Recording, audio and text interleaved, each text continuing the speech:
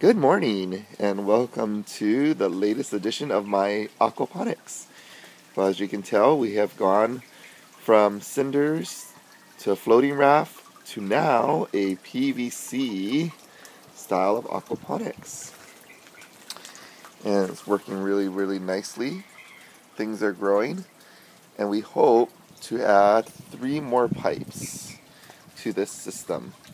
But this is just the first pipe that's finished. We got the tilapia down there, aerator.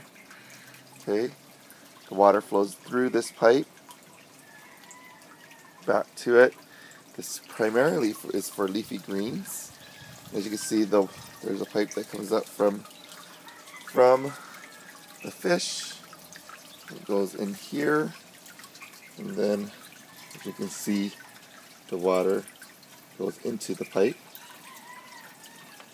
fills the pipe, travels down the pipe, and just like aquaponics, goes back to the fish. Well, I hope you liked it. I'm enjoying this. It's a very clean system, and I like that. Not a lot of gunk. Okay, over and out.